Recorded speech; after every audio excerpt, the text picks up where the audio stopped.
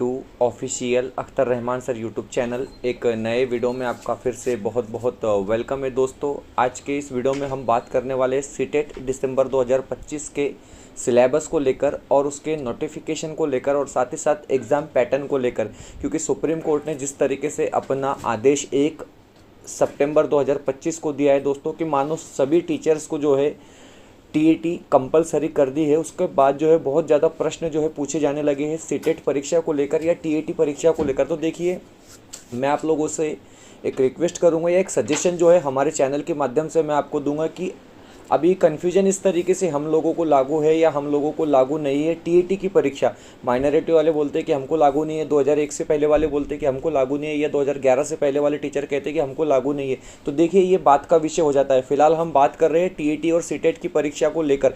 अगर आपको लागू है नहीं लागू है तो आप फिर भी सेवा में बने रहेंगे। चलिए, उसके बाद में जो भी चीज़ें क्लियर होंगी, राज्य शासन जो अपना परिपत्रक या शुद्धि पत्रक जो है इसको लेकर जाहिर करेंगे। लेकिन बात हो रही है दोस्तों प्रमोशन को लेकर। अगर आपको प्रमोशन चाहिए तो आपको टीईटी या सीटेट पास होना अनिवार्य है, ये बात आप समझ लेंगे। और उसको पास करने के लिए देखिए, ये छोटी मोटी परीक्षा नहीं है। जिस तरीके से आप 10वीं 12वीं की या बीएड की परीक्षा होती है, बहुत बड़ी परीक्षा होती है दोस्तों।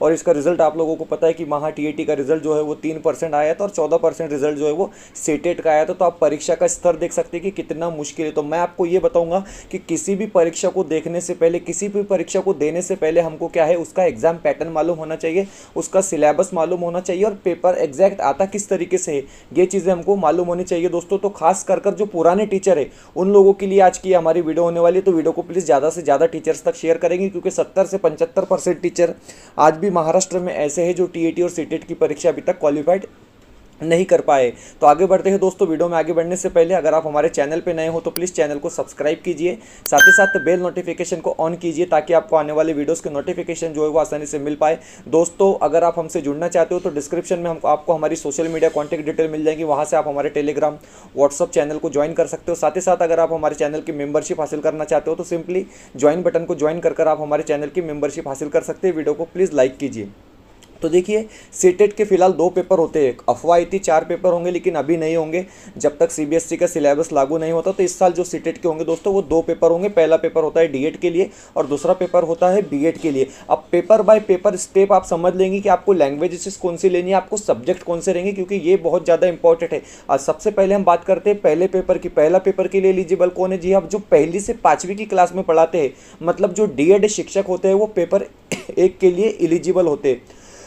तो पेपर 1 किस तरीके से होता है हम आपको यहाँ पर बताने वाले। तो देखिए, सबसे पहले आप आपकी स्क्रीन पर यहाँ पर देख सकते हैं कि सीटेट पेपर 1 पहली से 5वीं के लिए होता है, ठीक है। अब दूसरी बात, इसमें कुल 150 प्रश्न आपको पूछे जाते हैं। एक एक चीज़ की मालूमात आपको होना बड़ा ज़रूरी है। इसके टोटल मार्क्स होते हैं 150 और 2 घंटे 30 मिनट का, मतलब 150 मिनट का ही वक्त आपको दिया जाता है। तो 150 150 150 ये बात आप याद रखेंगे, क्योंकि मार्क्स जो है वो 150 है, टाइमिंग जो है वो 150 मिनट है और क्वेश्चन जो है दोस्तों वो भी 150 मिनट है। अब इसमें से आपको पासिंग कितनी चाहिए? तो देखिए, अगर आप ओपन कैटेगरी से आते हो तो आपको 90 मार्क्स चाहिए पासिंग के लिए, और जब आप कास्ट में आते हो तो आपको 82 नंबर चाहिए पासिंग के लिए। ये चीज़ भी आप यहाँ पर क्या समझ लेंगे, मतलब ओबीसी एसटी एनटी जो भी कैटेगरी आपकी आती है, ईडब्ल्यूएस, तो आपको 82 नंबर चाहिए। और अगर आप ओपन कैटेगरी से तो आपको पास होने के लिए 90 नंबर चाहिए होते हैं, ठीक है।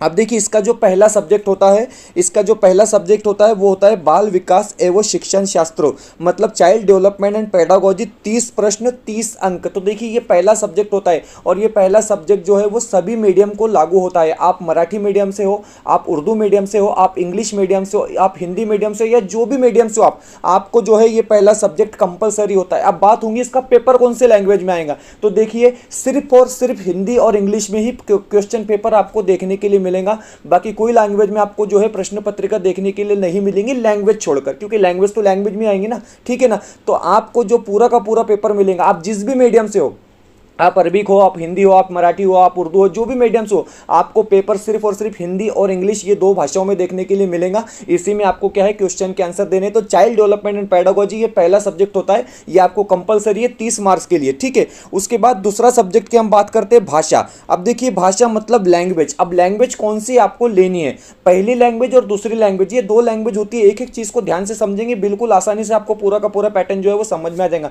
2 भाषाएं होती है, भाषा 1, भाषा 2 30-30 नंबर के लिए 2 भाषाएं पूछी जाती, तो भाषा एक कौन सी लेंगे आप? तो देखिए जो आपका मीडियम है, मैं हिंदी मीडियम से हूँ तो मेरा पहला लैंग्वेज हिंदी रहेगा। आप उर्दू मीडियम से हो, आपकी पहली लैंग्वेज उर्दू रहेंगी। आप मराठी मीडियम से हो तो आपकी पहली लैंग्वेज मराठी रहेंगी। अगर आप इंग्लिश मीडियम से हो तो आपकी पहली लैंग्वेज इंग्लिश रहेंगी। यहाँ पर सारा कन्फ्यूजन क्लियर है। उर्दू मीडियम वाले उर्दू लेंगे, मराठी मीडियम वाले पहली लैंग्वेज कौन सी अपनी लेंगे? मराठी लेंगे। 91 से लेकर 120 नंबर तक ये क्वेश्चन पूछे जाते हैं, तो ये 30 मार्क्स के लिए आपको लैंग्वेज फर्स्ट होती है। मीडियम के हिसाब से आपने अपनी पहली लैंग्वेज ले लेनी है, ठीक है। उसके बाद अगला देखेंगे आप, ठीक है।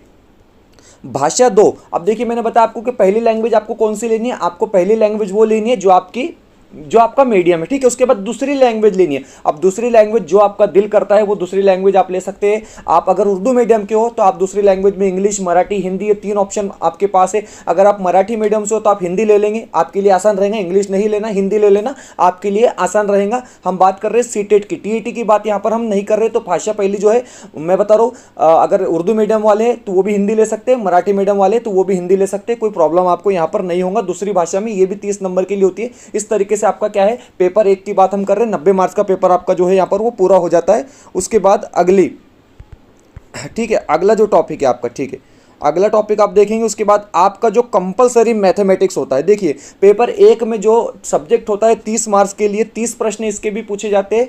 तो कंपलसरी मैथमेटिक्स आपको यहाँ पर होता है, गणित आपको यहाँ पर होता है। अब इसकी भाषा कौन सी रहेंगी? तो इसकी भाषा भी हिंदी और इंग्लिश रहेंगी। आप उर्दू मीडियम से हो, मराठी मीडियम से हो, कोई भी मीडियम से हो, तो आपको ये जो पेपर आपको गणित का देखने के लिए मिलेगा वो भी आपको जो है हिंदी और इंग्लिश भाषा में ही देखने के लिए मिलेगा। ये बात आप समझेंगे। इसके अलावा कोई लैंग्वेज में आपको क्वेश्चन पूछने की देखने के लिए नहीं मिलेंगे। आप जिस भी मीडियम से ताल्लुक रखते हो। तो ये आपका चौथा सब्जेक्ट हो गया। और 5वां सब्जेक्ट आपका होता है पर्यावरण। 5वां सब्जेक्ट कौन सा होता है आपका? तो 5वां सब्जेक्ट होता है आपका पर्यावरण। पर्यावरण मतलब ईवीएस, ठीक है। उसके प्रश्न पूछे जाते हैं, आपको 30 प्रश्न पूछे जाते हैं 30 मार्क्स के लिए। और ये भी जो है आपको हिंदी और इंग्लिश लैंग्वेज में आपको पेपर 1 देखने के लिए मिलेगा। कोई भी मीडियम से आप पेपर दे रहे हो, वहाँ पर 2 ही लैंग्वेज का इस्तेमाल होता है। एक तो इंग्लिश में क्वेश्चन पेपर हल करो, या फिर मराठी में। आपको हल नहीं करना है, आपको सिर्फ गोले भरने होते हैं। आपको प्रश्न पढ़ना होता है, 4 ऑप्शन नीचे दिए जाते हैं और आपको सिर्फ क्या होता है, गोले भरने होते हैं। उसके अलावा आपको कुछ भी करना नहीं होता है। लेकिन प्रैक्टिस बहुत ज़्यादा चाहिए, क्योंकि 2-2 पैसेज जो है आपको लैंग्वेजेस में पूछे जाते हैं। तो ये हो गया हमारा पहला पेपर। पहले पेपर के लिए डीएड के स्टूडेंट्स एलिजिबल है, मतलब टीचर्स एलिजिबल है, पहली से 5वीं को जो पढ़ाते हैं और डीएड में जिनकी भर्ती हुई है। और साथ ही साथ इंग्लिश और हिंदी, ये 2 भाषा में आपको क्या है, प्रश्न पत्रिका देखने के लिए मिलेंगी, ठीक है। इस तरीके से आपका ये टोटल 150 मार्क्स का पेपर हो जाता है। पेपर पहला जो है हमारा वो पूरा हो गया है। अब आते हैं हम पेपर 2 की तरफ। अब देखिए पेपर 2 भी बहुत ज़्यादा इंपॉर्टेंट है, सीटेट पेपर 2। इसको कौन दे सकते हैं? तो इसको देखिए 6ठी से 8वीं में जिसकी नियुक्ति हुई है वो पेपर 2 के लिए एलिजिबल होता है। पहली से 5वीं की बात यहाँ पर खत्म हो जाती है। 6ठी से 8वीं में जिसकी नियुक्ति होती है, जिसका अपॉइंटमेंट जिनको दिया जाता है, वो 6ठी से 8वीं के लिए एलिजिबल होते हैं। डीएड पदवीधर भी हो सकते हैं और बीएड वाले तो इसमें कंपलसरी होते ही होते हैं, ठीक है। इसका भी प्रश्न पत्रिका जो है वो 150 मार्क्स की आती है, 150 नंबर्स के लिए आती है और 150 मिनट इसके लिए भी टाइम होता है, करीब 2.5 घंटे। ये पेपर जो है दोपहर से होता है, एक ही दिन में आपको दोनों पेपर देखने के लिए मिलते हैं। अब देखिए इसके सब्जेक्ट, पहले पेपर में आपको 5 सब्जेक्ट होते हैं। इसमें कितने सब्जेक्ट है? तो इसमें भी आपको कंपलसरी बाल विकास एवं शिक्षा शास्त्र होता है, मतलब child development and pedagogy, 30 marks के लिए होता है और 30 प्रश्न इसके पूछे जाते हैं। क्वेश्चन पेपर आपको इंग्लिश और उर्दू, इंग्लिश और मराठी में ही, हिंदी में ही देखने के लिए मिलेगा। आप जिस भी मीडियम से संबंध रखते हो, मैंने पहले पेपर में भी आपको बताया, ठीक है। उसके बाद अब भाषा 1, सेम फॉर्मेट जो है हमने पहले पेपर का देखा वही यहाँ पर लागू होता है। जो भाषा 1 रहेंगी वो आपका मीडियम रहेगा।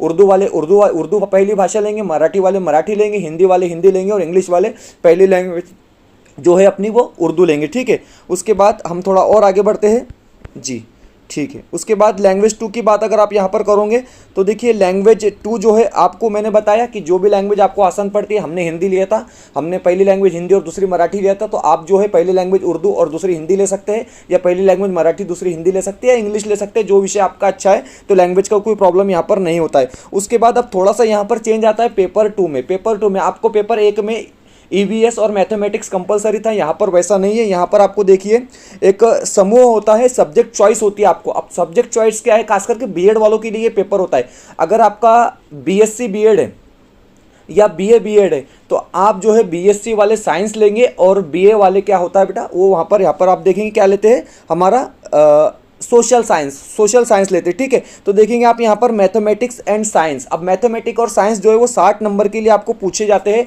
और 60 नंबर के लिए आपको 60 क्वेश्चन पूछे जाएंगे। ये बीएससी बीएड वालों का सेक्शन होता है, याद रखेंगे आप, बीए बीएड वालों का सोशल साइंस होता है और जनरल साइंस किसका होता है, मैथमेटिक्स एंड साइंस, वो होता है हमारा साइंस वालों का। और उसके बाद सामाजिक अध्ययन एवं सामाजिक विज्ञान, सोशल साइंस, सोशल स्टडी आपको 60 नंबर के लिए पूछी जाएंगी। इस तरीके से आपका ये 150 मार्क्स का पेपर होता है। तो सिंपल सी बात है कि पेपर एक में आपको 5 सब्जेक्ट होते हैं, compulsory child development and pedagogy, language 1, language 2, EVS और मैथमेटिक्स। पेपर 2 में आपको 4 सब्जेक्ट होते हैं, compulsory CDP, child development and pedagogy, language 1, language 2 और सोशल साइंस या फिर जनरल साइंस, मतलब हम जिसको बोलते हैं कि आपका जो मैथ और साइंस होता है वो होता है आपको। तो इस तरीके से दोनों पेपर के फॉर्मेट यहाँ पर आपके सामने है और दोनों पेपर जो है 150 मार्क्स के लिए होते हैं और दोनों पेपर का जो टाइमिंग है वो 2.5 घंटे होता है। तो फिर से मैं आपसे एक बार कहूँगा कि आप जब से मतलब सुप्रीम कोर्ट का आदेश आया था तब से जो है टीचर जो है बिल्कुल मतलब मानो कि एक तरीके से सो नहीं पा रहे हैं, मैं जानता हूँ। तो इसलिए मैं आपको बता रहा हूँ